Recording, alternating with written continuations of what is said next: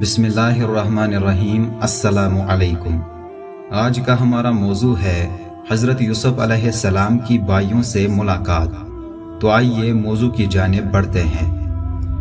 अब एक बार फिर सब भाई मिलकर मिस्र पहुंचे और हज़रत यूसुफ अलैहिस्सलाम से घर वालों की बुरी हालत बयान की और कहा कि हम अपने साथ बहुत थोड़ा सामान लाए हैं, मगर चाहते हैं कि आप पूरा गल्ला दें। हज़रत यूसुफ अलैहिस्सलाम ने अपने घर का ये हाल सुना तो बेताब हो गए, उनसे रहा न गया और उन्होंने अपने भाइयों से कहा, तुम जानते हो कि तुमने यूसुफ और उसके भाई के साथ क्या किया है। भाइयों ने निहायत ताज्जुब और हैरानी के साथ पूछा कि कहीं आप ही तो यूसुफ नहीं। आप अलैहिस्सलाम ने फरमाया, हाँ मैं ही यूसुफ हूँ और ये मेरा भाई है। अल्लाह ने हम पर बड़ा एहसान किया। बेशक जो शख्स नेक जिंदगी बसर करता है और सब्र से काम लेता है, अल्लाह ताला उसका बदला देता है। जब तमाम भाइयों को यकीन हो गया कि जिसके दरबार में हम इस वक्त खड़े हैं हमारे भाई यूसुफ हैं, तो सब ने मिलकर अपने गुनाहों का इकरार किया। आप अलैहिस्सलाम ने फरमाया, तुम कोई फिक्र न करो, तुम पर कोई इल्जाम नहीं। अल्लाह तमाम गुनाहों को माफ कर दे, वही सबसे ज्यादा रहम करने वाला है। जाओ मेरा कुर्ता मेरे बाप के चेहरे पर डाल दो, उनकी बीनाई लौट आएगी और फिर सबको यहाँ ले आओ।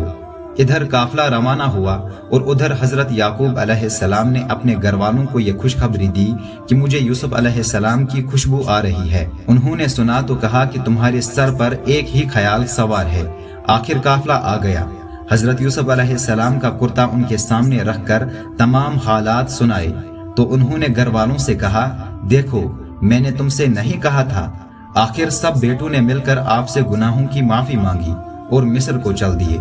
हजरत यूसुफ अलैहिस्सलाम से मुलाकात हुई तो उन्होंने बाप को अपने पास ठहराया और कहा, खुदा चाहे तो मिस्र में अमन और आराम के साथ रहिए। फिर उनको अपने साथ तख्त पर बिठाया। सबके सब भाई शाही आदाब बजा लाए।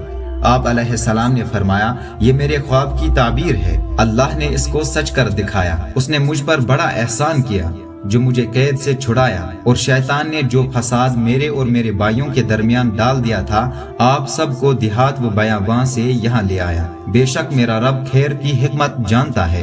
ए मेरे परवरदिगार, तूने मुझे हुकूमत दी, बातों का मतलब समझा दिया। ए जमीन और आसमान के पैदा करने वाले अल्लाह, तू ही दुनिया और आखिरत में मेरा काम बनाने वाला है। मुझे मुसलमान ही मारना और नेक बंदों के साथ मिला देना। गर्ज एक अरसा तक हजरत यूसुफ अलैहिस्सलाम अल्लाह के बताए हुए कानून के मुताबिक मिस्र में हुकूमत करते रहे। लोगों को अल्लाह की तरफ बुलाते रहे, बुराइयों से रोकते रहे, भलाइयों को फैलाते रहे। मुल्क मिस्र को अच्छाइयों से भर दिया और बिल आखिर अल्लाह के पास चले गए, यानी आपकी वफात हो गई और आप मिस्र में दफन हैं। देखिए हजरत यूसुफ अलैहिस्सलाम को भाइयों की वजह से कैसी कैसी तकलीफें उठानी पड़ी। अंधेरे कुएं में रहे, गुलाम बने, जेल खाने में रहे, लेकिन जब ये सब आजमाइशें पूरी हो गईं और अल्लाह पाक ने उनको मिस्र का बादशाह बना दिया तो भाइयों से कोई बदला नहीं लिया, बल्कि अल्लाह ताला से उनके गुनाहों की माफी के लिए दुआ की और खुद भी माफ कर दिया।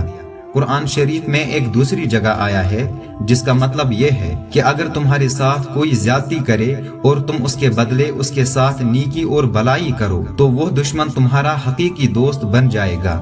अल्लाह पाक हम सबको ऐसी ही तौफीक दे। आमीन।